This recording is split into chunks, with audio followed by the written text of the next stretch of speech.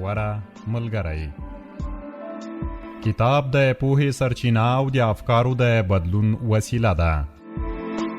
په ژوند کې هر راز بدلون په افکارو کې له بدلون څخه پیلېږي.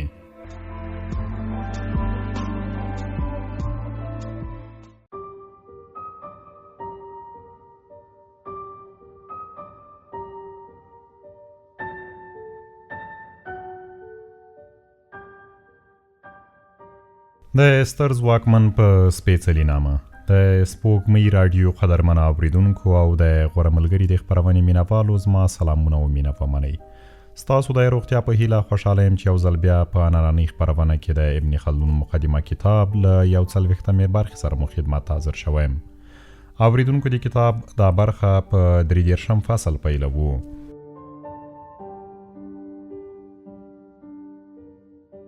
په عیسویانو کې د پاپ او پترک او په یهودو کې د کاهن د مفهوم تشریح ښه په یاد ولرئ چې تر هر پیغمبر وروسته په قوم کې یو داسې څوک اړین دی چې خلک په شرعي احکامو باندې وساتي او د هغوی ژوند چوکاټ ته واچوي. په بله وینا دغه سړی د شرعي احکامو د دودولو په لاره کې د پیغمبر یو ډول ځای ناستی وي، پاچا یا سلطان. پاس د دې وضاحت هم وشو چې د ټولنیز ژوند لپاره چې کومو سیاسي قوانینو ته اړتیا ده، هغه د داسې یو شخص شتون ته اړتیا لري چې د خلکو د اصلاح او سمون توده هیله ولري او هغوی له شرارت او ناوړه کړنو او د ظلم او زور نه د ډنډې په زور راوګرځوي. دې ته هم خلک ملک او یا سلطان وایي. خلافت او حکومت دوی غبرګونې خویندې دي. د دیندارو په ان جهاد یوه سپېڅلې دیني فریضه ګڼل کېدله او په اسلام کې د هغو اړتیا له چا نه پټه خبره نه ده، ځکه چې مسلمانانو د زړه له کومې غوښتل چې اسلام په نړۍ کې ډیر خپور شي، دنیا ګوټ ګوټ د اسلام په مبارک دین مشرف شي او خلک یا په خپله خوښه مسلمانان شي او یا د اسلام تر سیوري لاندې ژوند وکړي. دغه مسؤلیت د خلیفه پر اوږو پروت و. له دې معلومیږي چې خلافت او حکومت یو ځای پیدا شوي ترڅو د اسلام مسؤلین د اسلام ساتنه پر خپل ځواک او مغزو دواړو په ښه ډول وکړای شي او د خلافت چارې چې بلنه او د اسلام خپرول دي د حکومت او اداري نظم تر سیوري لاندې ترسره کړي او د دین ستنې پیاوړې کړي. په مسلمانانو کې د دین د تبلیغ اهتمام. په نورو قومونو کې د دین د تبلیغ داسې اهتمام نشته لکه په مسلمانانو کې چې شته دی، ځکه چې له مسلمانانو پخوا نورو قومونو ته په ټوله نړۍ کې د دین د خپرولو حکم نه و. له همدې امله په هغو عادیانو کې جهاد دومره ارزښت نه درلود او نه د هغوی لپاره جهاد دیني ارزښت درلود. البته دغه خلک د ځان د دفاع لپاره جګړې ته اړ کېدل، ځکه خو په دوی کې چې څوک د دین د دفاع علمبردار شوی او پاڅون یې کړی دی او د کوم پیغمبر خلیفه شوی دی، هغو بله ملکي حکومت سره هیڅ لیوالتیا نه درلوده. کله هغوی نه کوم چاته حکومت په لاس ورغلی وای هم نو په طبیعي ډول به په لاس ورته، یا به په داسې سبب په لاس ورته چې له دین سره به یې وړوکې اړیکه هم نه درلوده. مثلا په قومي ملاتړ به یې حکومت ترلاسه کاوه، ځکه چې په طبیعي ډول قومي ځواک هم واک ترلاسه کول غواړي. مسلمانانو ته د نړۍ هر ګوټ ته د توحید د خپرولو حکم دی. د نورو قومونو له سیاست سره ځکه لیوالتیا نه وه چې د دوی د دین حکم داسې نه و چې نور قومونه رالاندې کړي او هغوی خپل دین ته راوبولي.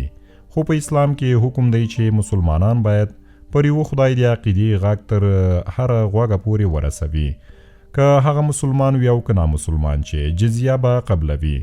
د دې برعکس نورو قومونو ته دا حکم و چې په خپل قوم او په خپله ځانګړې سیمه کې د خپل مذهب ساتنه وکړي. د یو حقیقت گواهی او د کاهن اصلیت. دا یو حقیقت دی چې دغه تاریخي پیښه پرې گواهی ورکوي چې د حضرت موسی او حضرت یوشع علیه السلام له وفات وروسته تر 4 پیړیو پورې په اسرائیلو کې د حکومت خیال هم پاتې نشو. د دوی ټول پام د دین د بنسټ ټینګولو په لور وراوښتی و او چا به چې د دې کار مسؤلیت ته وګه ورکوله هغه ته به یې کاهن وایي. معنا دا چې هغه به د حضرت موسی علیه السلام ځای ناستی و. د کاهن دندې. کاهن په عبادتونو کې د لمانځه او قربانیو احوال اخیست. دا ضروري و چې کاهن باید د حضرت هارون علیه السلام له اولادي څخه وي، ځکه چې حضرت موسی علیه السلام اولاد نه درلود. بیا د سیاست یعنی چې د ټولنیز ژوندانه لپاره یو طبیعي ضرورت دی. د نظم او ترتیب د سمبالولو لپاره اسرائیلیانو او بیا تنه مشران ټاکلي وو چې خلکو ته د عامه ستونزو د حل لپاره لارې ورښودلې، خو کاهن تر ټولو لوی او د ټولو رئیس منل شوی و او د هغه مقام تر ټولو لوړ ګڼل کېده چې د احکامو د ابلاغ لپاره له هغه سره هیڅ اړیکه نه وه.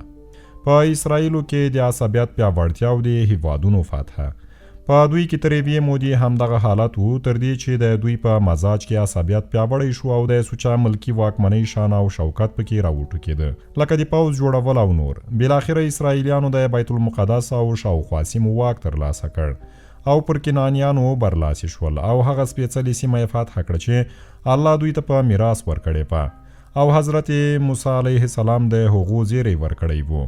بیا د دوی له فلسطین، کنعان، ارمن، اردن، امان او معرب قومونو سره جګړې او سیالۍ روانې وې، په داسې حال کې چې د دوی د حکومت اداره د پاسو یادو شوو مشرانو په لاس کې وه. اسرائیلو په 4 پیړیو حکومت هم راب او دبدبه ترلاسه نه کړه، که څه هم په دې ځمکه دوی تر 4 پیړیو پورې حکومت او واکمني درلوده، خو په دې موده کې دوی د واکمنۍ راب ترلاسه نه کړی شو او له ماتو سره مخ شول. بالاخره بین اسرائیل د نورو قومونو او ملتونو د برلاسۍ له لاسه ډیر تنګ شول او له خپل یو پیغمبر حضرت شمایل علیه السلام یې وغوښتل چې له خدای وغواړي چې یو څوک ورباندې پاچا کړي. پایله دا چې طالوت پرې پاچا شو او الله تعالی هغه ته په جالوت بری ورکړ. جالوت ووژل شو چې د فلسطین پاچا و. ورپسې حضرت داود علیه السلام او بیا حضرت سلیمان علیه السلام د دوی پاچاهان شول او د سلیمان علیه السلام د واکمنۍ قلمرو له حجاز او یمن نه د روم تر بریدونو پورې پراخ او پیاوړی شو. د بني اسرائیلو د حکومت ټوټه کېدل له حضرت سلیمان علیه السلام وروسته دغه پراخ هیواد 2 ټوټې شو او د عصبیت له مخې په اولادو ویشل شو. یوه ټوټه یې په جزیره او معسل کې و چې 10 اسباطو پرې واکمني کوله، بله ټوټه یې بیت المقدس او سوریه و چې د یهود او بنیامین اولاده پرې واکمنه وه. د بخت نصر برلاسي بیا پر هغوی بخت نصر پاچا غالب شو. لومړی نوموړي هغه برخه ونیوله چې 10 فرقې پرې واکمنې وې، بیا دویمه برخه لاندې کړه. په دې ډول د بني اسرائیلو زرکلنه واکمني او هیواد د بخت نصر په لاس تباه او برباد شوه. نوموړي بیت المقدس په کنډواله بدل کړ، تورات ته یې اور واچاوه او وسوځاوه، د یهودیانو دین یې له منځه یووړ او هغوی د عراق او اصفهان په لور وشړل. له 8 کلنۍ جلا وطنۍ وروسته د یهودیانو بیا آبادېدل. یهودیان همدغسې سرګردان او بې برخلیکه ګرځېدل چې د ایران کیاني پاچا له 8 کلونو وروسته د دوی هیواد بیرته وروسپاره او هلته یې ستانه کړل چې وطن ته لاړل. جومات یې بیا جوړ کړ او د لومړي ځل په څیر دینی نظام جوړ کړ. د معمول په څیر د دې نظام مشري کاهنانو ته ورکړی شو او حکومت د پارسیانو سره پاتې شو. د یونانیانو د حکومت دوره وروسته بیا دغه سیمه یوناني سکندر له پارسیانو نه ونیوله او بني اسرائیل د هغوی تابعدار رعیت وګرځېدل. د یهودیانو دویم ځلې حکومت وروسته د یونانیانو واکمني هم له زوال سره مخ شوه او بني اسرائیلو د خپل طبعي قومي ملاتړ په زور له خپلې خاورې وشړل. حکومت هغه کاهن ته په لاس ورغی چې د هاشمانایي له اولادي څخه و. هغه له یونانیانو سره جګړه وکړه او د یونانیانو ځواک یې له منځه یووړ. د رومیانو د حکومت دوره تر یونانیانو وروسته رومیان برلاسي شول او د دوی سیمې یې لاندې کړې. رومیان بیا د بیت المقدس په لور وړاندې لاړل. هلته د هیرودوتس کورنۍ چې له هاشم نمایي کورنۍ سره یې خپل وی درلوده واکمنه وه. تر ډیره وخته بیت المقدس کلابند و. بالاخره د تورې په زور فتح کړ او قتل عام یې کړ. ودانۍ یې ونړولې، کورونو ته یې ورونه واچول او د بیت المقدس نښه یې هم پرې نښودله. یهودیان یې تر روم او له روم نه هم اخوا وشړل. په دې ډول بیت المقدس دوم ځلې ویجاړ شو. یهودیان دې ته جلوه کبرا یعنی لوی هجرت وایي. تر دې وروسته یهودیانو هیڅ پاچا نه درلوده، ځکه د دوی ملي ځواک او عصبیت چې د حکومت لپاره د روح حیثیت لري بشپړ له منځه لاړ او هغوی د رومیانو غلامان شول. خو د پخوا په څیر د دوی دیني زعامت د کاهن په واک کې و. د حضرت عیسی علیه السلام نوی دوران تر دې وروسته حضرت مسیح علیه السلام را پیدا شو او نوی دین یې راوړ چې په هغو کې د تورات ځینې احکام تصنیخ شوي وو. حضرت مسیح علیه السلام حیرانوونکې معجزې وښودلې او نړۍ یې حیرانه کړه. نوموړي له موره ړانده او کاڼه زیږېدلي د لیدو او اورېدو وړ کړل. مړي یې ژوندي کول، د پیس ناروغان یې ورغول. ډیرو خلکو پرې ایمان راوړ او مسلمانان شول. د حضرت عیسی په پیروانو کې له نوموړي سره د ډېرې لیوالتیا خاوندان د 12 حواریون یعنی ملګري وو. هغوی به د دین د تبلیغ لپاره بېلابېلو ځایونو ته استول. هغه مهال د قیصریانو لومړی پاچا اوګوستوس واکمن وو او دا هغه مهال و چې د یهودیانو پاچا یعنی مذهبي پیشوا هیرودوس و چې له خپل خسرګنۍ د هشمنای کورنۍ نه یې واک ترلاسه کړی وو. له حضرت مسیح علیه السلام سره د یهودیانو مخالفت. یهودیانو له حضرت عیسی علیه السلام سره روخه کوله او هغه پیغمبر نه باله. له همدې امله د یهودو پاچا هیرودوس له حضرت عیسی علیه السلام څخه د شکایت په دود د روم قیصر ته لیک واستاوه چې د دې لیک تر اغېزې لاندې اوګوستوس د حضرت مسیح علیه السلام د وژلو حکم وکړ او بیا هغه څه پیښ شول چې کیسه په قرآن کریم کې راغلې ده. د حضرت عیسی علیه السلام ختل اسمان ته او د حواریونو تبلیغي بوختیا وې. کله چې حضرت عیسی علیه السلام اسمان ته پورته کړی شو نو ملګري یې د دین د تبلیغ لپاره د هیواد ګوټ ګوټ ته خپاره شول او زیاتره د روم په بېلابېلو برخو کې خپاره شول چې عیسوي دین ته خلک راوبولي.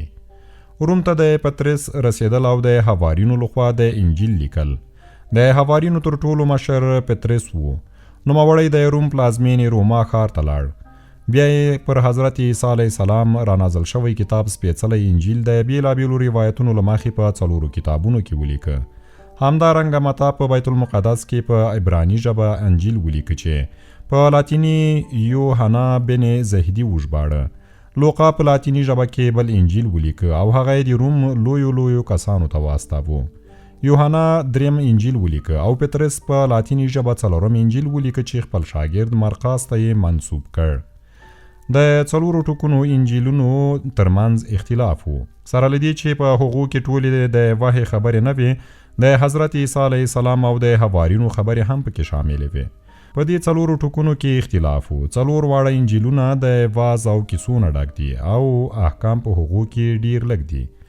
د عیسوي مذهب د اصولو تدوین. په همدې زمانه کې حواریونو په روم کې غونډه وکړه او 4 واړه انجیلونه یې مرتب کړل. په دې غونډه کې د عیسوي مذهب اصول ترتیب کړل او د هغو لیکل او ترتیب یې د پطرس د شاګرد اقلیمنتس پر غاړه واچول. د حواریونو لخوا لیکل شوي کتابونه. حواریونو 2 نور کتابونه هم ولیکل چې په دوی کې منل شوي او د عمل وړ دي، لکه د یهودیانو پخوانی د شریعت سپېڅلی کتاب تورات چې 5 برخې وو. د حضرت یشوع کتاب کتاب القضات، د دعوت کتاب، د یهودا کتاب، اسفار الملوک چې په 4 برخو کې دی یعنی 4 سفرونه دي، د بنیامین سفر، د مقابیین کتابونه، د عزر الامام کتاب، د اردشیر او د حامان کیسې کتاب، د ایوب صدیق کتاب، د حضرت داود مزامیر او د سلیمان بن داود علیه السلام کتابونه چې 5 ټوکه دي، او د انبیاو د الهامونو او غیبی خبرو کتاب، لوی او وړوکی 14 سفره او د سلیمان علیه السلام د وزیر یشوع بن شارخ کتاب چې دا ټول یې منظم کړل او ویې لیکل. همدارنګه د حضرت عیسی علیه السلام له شریعت نه د انجیل 4 واړه نسخې چې له حواریونو څخه اخیستل شوې وې، د قطالیخون کتابونه یعنی وټوکه او د ابریکسیس 8 رساله چې د پیغمبرانو په داستانونو کې، د بولس کتاب یعنی 14 رسالې، د اقلیمنتس کتاب، د احکامو کتاب دی، د ابوالغمسیس کتاب چې د یوحنا خوب کې لیکل شوی دی، د روم د قیصریانو وضع. د روم قیصریانو حالت او دریز د دین په باب یو شان نه وو. ځینو هغه منلی وو او عیسویانو ته به یې ډیر درناوی کاوه، خو ځینو یې پر عیسویت بدګماني کوله او ان هغوی به یې وژل. تر دې چې قسطنطین پاچا شو، نوموړي عیسوي دین ومانه او خلک بیا په دې دین کلک ودرېدل.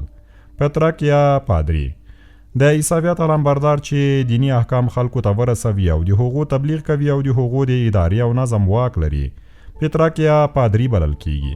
د عیسویانو له نظره دا د حضرت مسیح علیه السلام ځایناستی او د ټولو عیسویانو مشر بلل کیږي. اسقف، کشیش او راهب. پترک لري لري پرتو عیسوي قومونو ته خپل ځایناستی او مبلغ ټاکي او راستوي چې هغو ته اسقف وایي. په هغو کې د لمانځه امام او مفتی ته کشیش وایي او ګوښهناستي عبادت کوونکي ته راهب وایي. د راهبانو د ګوښهناستي ځایونه کلیساوي وي. په روم کې د پطرس وژل کېدل. پطرس د حضرت مسیح علیه السلام خلیفه چې د حواریونو مشر او د حضرت عیسی علیه السلام تر ټولو ښه شاګرد په روم کې د دیني زده کړو د تبلیغ لپاره وګمارل شو چې بیا پنځم قیصر نیرون له نورو مبلغینو او اسقفانو سره یو ځای وواژه. بیا د هغه ځایناستی روم ته اریوس راغی، په داسې حال کې چې مرقس په انجیلي ځایناستی حناني شو او هغه ته پترک خطاب کاوه.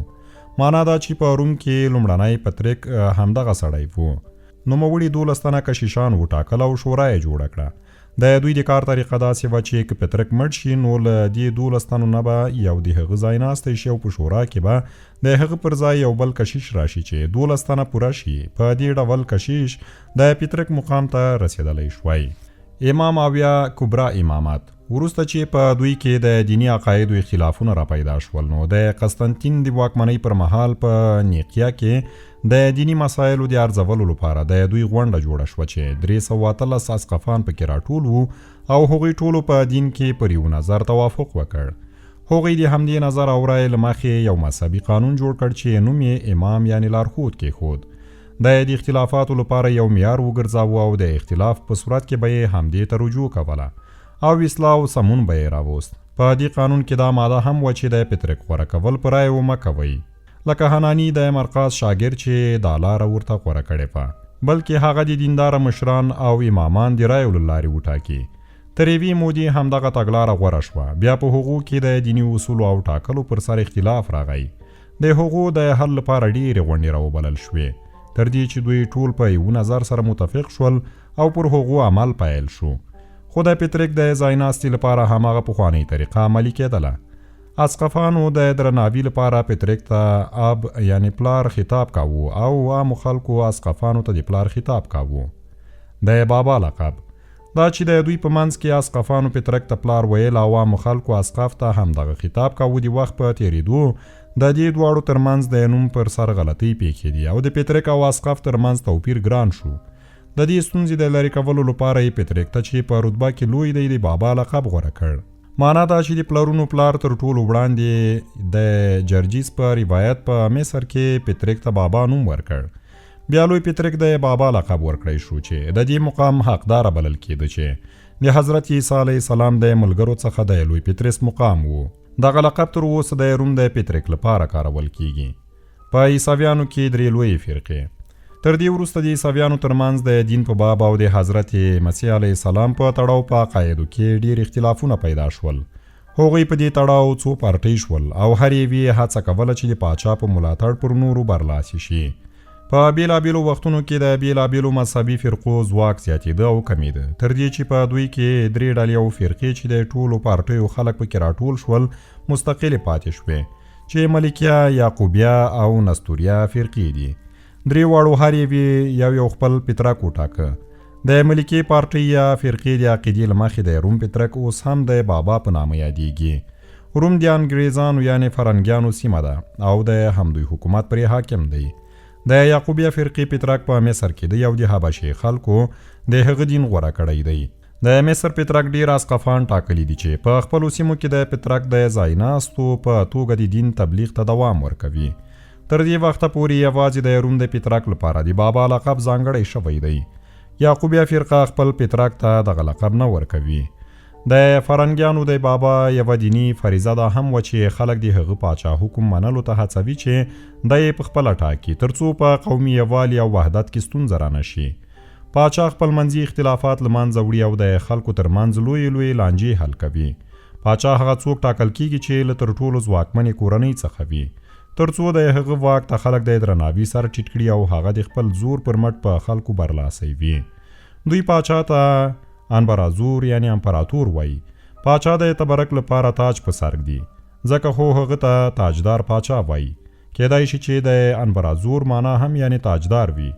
د دغو فرقو په باب موږ ته اړتیا نشته چې د دوی د کفر یادونه وکړو.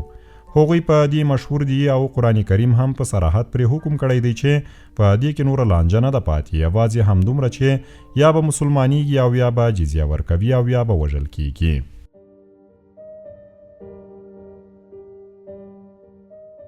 قدرمنه اوریدونکو، د نن دا خپرونه مو همدومره وه. تر بلې مو پاک څښتن مل د خدای په امان.